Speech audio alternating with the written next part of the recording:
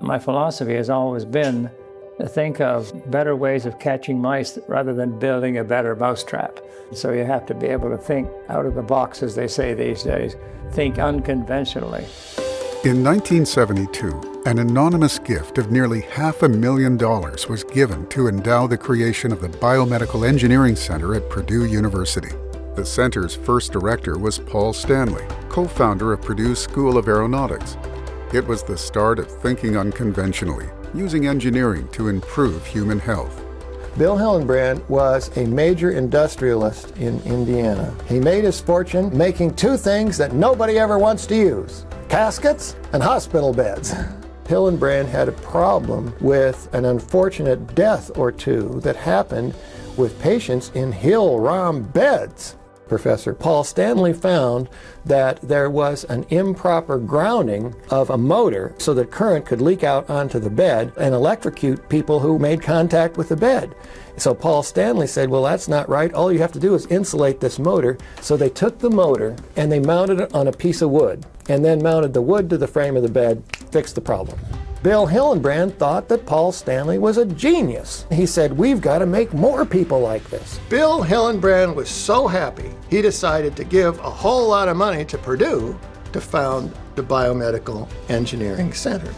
If you walk into a hospital, everything in that space was certainly touched by a biomedical engineer. The bed, the gown, the IV bag, the devices that you might be implanted with. I'm personally type 1 diabetic, so I wear a continuous glucose monitor and an infusion pump.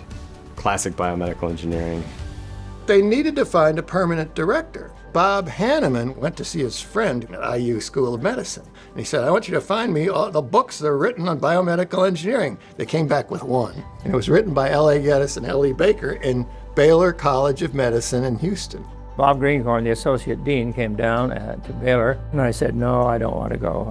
I got it too good here. Then they came back, and I said, well, if you want a real program, I'm going to have to bring some people with me.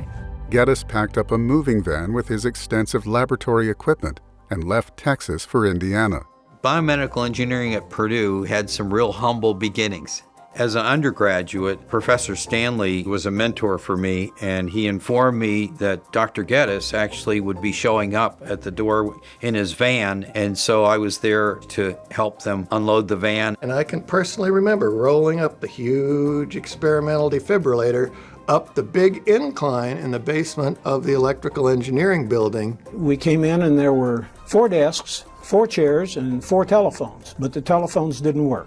After being recruited from Baylor Medical College in 1974, the 4 founders of Purdue Biomedical Engineering were known affectionately as the SOBs, Sons of Baylor. The original definition, which Geddes didn't like, was the Baylor Mafia. So he said, well, that's SOBs, Sons of Baylor. But he thought that maybe that would be insulting to Purdue. He said, well, we should say the survivors of Baylor. But what everybody said was Sons of Baylor. And what the other people said was the Baylor Mafia. Professor Geddes was a scientist and a phenomenal teacher. And Tack Tacker was a physician, Joe Borland was an engineer, and Charlie Babbs was a physician. So it was a good combination in biomedical engineering covering a number of the different areas. When they came to Purdue, they were able to attract a wide variety of collaborators and students to work on some of the most challenging problems in healthcare at the time. Geddes said the purpose of biomedical engineering was to use all the tools of engineering to improve diagnosis, treatment, or rehabilitation of human disease. The early years marked a period of rapid growth for the center, which moved to the A.A. Potter Engineering Building in 1976. Geddes wanted to build the highest power defibrillator in the world. We had a small one that's about the size of a refrigerator in a hotel room. And it was filled with capacitors that could put out more current than almost any commercial defibrillator. It was called Little White. Then after that, they built a bigger one, which was almost the size of a Volkswagen. It was called Big White. And then finally, the third one that they made in the early 1980s was called Joule, Joule being the unit of energy. And it was another great big cabinet filled with even higher powered capacitors. A lot of that research was seminal in developing the implantable defibrillator that is so common today. As a matter of fact, it was Norman Weldon who came to us in 1974 after we got here and said, Les, I want you to make an implanted defibrillator. I said, Norman Wellen, you're out of your mind. I said, nobody knows how to do that. Don't talk like that. He says, I'll come back in a few months and you'll have it solved. He said, how much? I said, $25,000, my usual bargain price. He says, you got it. And we made it work, and we tested it. And there's no defibrillator today that detects both the electrical activity and the loss of mechanical activity. And now it is well known by cardiologists that you can have an electrocardiogram and no heartbeat, no mechanical beat at all. So the patent is expired, so anybody's free to take that technology now. He was always interested in tinkering, looking for new ways of doing things in an era where medical devices were just starting. Sherry Harbin, a biochemistry graduate from Indiana University, chose Purdue over Harvard for her graduate degree. She worked closely with the four founders. These gentlemen were way ahead of their time in terms of their vision and their enthusiasm and their passion. I just absorbed everything that I could from them, and having the opportunity to stay on as a faculty and continue to pass the baton, to the next generation and next generation, that's the dream I'm living. Dr. Geddes famously would show up at people's experiments and walk in and start asking questions. Of course, he could ask questions that no student could answer, and he would do that so that the group would start talking about it and push their knowledge of what was historically available, what they were doing, why they were doing the experiments. The first product that I had the opportunity to participate in was the decellularized tissue graft technology. It was there that I just really experienced that team science. And it was so fabulous because a couple of my fellow student colleagues were employee number 1 and 2 at Cook Biotech, Inc. I am not sure that people in Cook Medical understand how much impact Purdue has had. The number of companies that are in the research park that are based on technology from Purdue, those companies employing hundreds of students from Purdue, that has resulted in a number of products being developed in the Purdue Research Park with the help of Purdue faculty that have touched millions and millions of patients. Les Geddes retired as director in 1991, but continued to teach and conduct research. In 1998, the Department of Biomedical Engineering was created, the first new engineering department at Purdue in over 40 years. George Wanaka became the founding head. The department got off to a very fast start because we were able to pool faculty members from many colleges across campus who brought unique expertise, veterinary medicine expertise, pharmacy expertise, and that allowed us to tackle complex problems that most other institutions couldn't do so easily because they didn't have that breadth of expertise. In 2004, a generous gift from the Weldon family made possible the Weldon School of Biomedical Engineering, the first named engineering school in Purdue history. The Martin C. Jiske Hall of Biomedical Engineering opened in 2006. I came to Purdue from 2004 to 2008. And when I was looking for a school, I knew I wanted to do an engineering school, but I was also debating about medicine. And that's when I learned about the new biomedical engineering program. And I said, this is a perfect way of me combining my passion for medicine and engineering. And here I am, a 3-time graduate of that program. Dr. Geddes was actually on my master's committee. He was always on top of whatever experiment I was doing, always willing to provide advice. It was just always that warm smile that you're so excited to see, even if it was at 5 or 6 in the morning. During his more than 50-year career, Les Geddes spawned numerous technologies that profoundly impacted the practice of medicine.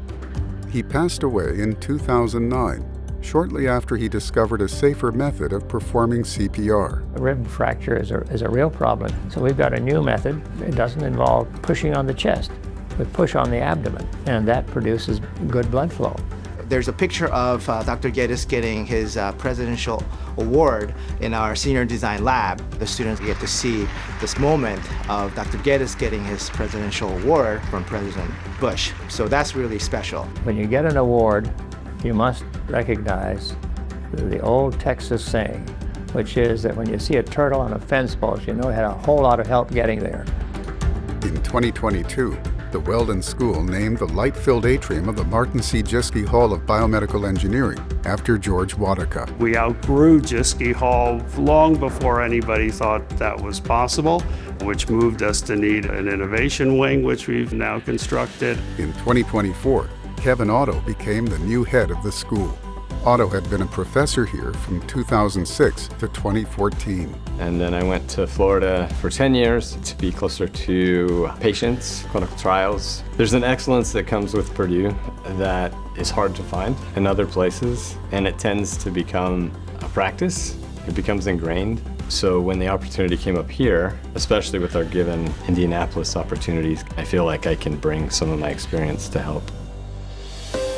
Few biomedical engineering programs in the United States have reached a 50-year milestone. For half a century, students and faculty in biomedical engineering at Purdue have embodied the motto of Les Geddes: use engineering to improve the health of humanity. One of our metrics is always how many patients are impacted by the technologies either we've discovered or that we've worked with company partners. And that number is upward of 10 million patients worldwide, and we want that to become hundreds of millions of patients. The types of innovations we're seeing from the researchers now and the students, I say it's a little bit like science fiction sometimes looking at these things, but Purdue BME is always on top of it. Innovation of ideas from bench to bedside is absolutely my passion and my purpose. And I think that is a common denominator for many of us that are here. Taking technology to the point where it's a medical device approved by FDA, watching its impact on a patient, that patient healed up, that's what it's all about. Ever since Dr. Geddes and the Fantastic Four came to Purdue, Purdue has always been on the map, and hopefully we can do justice to their previous work to make sure that we keep Purdue BME on the map for the next 50 years. I had the absolute joy of working with Les Geddes, Charlie Babbs, and Joe Borland for decades. Working in a team effort with people like that is just fantastic. Purdue was a wonderful place to conduct research. Dr. Geddes was an extraordinarily talented, generous mentor, put his mark on many students, including me. It was a truly remarkable intellectual environment which deserves to be remembered and replicated. The kind of collaborative spirit, the kind of creative juices that were kept bubbling up all the time. It was really special. What gives me hope is the look on the faces of students and their desire to make the world a better place for their having lived in it. I often wish that I could share what I've experienced with our young faculty. I'm sorry, I'm tearing up. Because it's been such a journey. And that journey continues with Purdue and Indianapolis. And I'm so excited for them because that's going to be the chapter that they build. It's just so fun to be here and continue to empower students and motivate them so that they can continue to shine the light and carry the baton.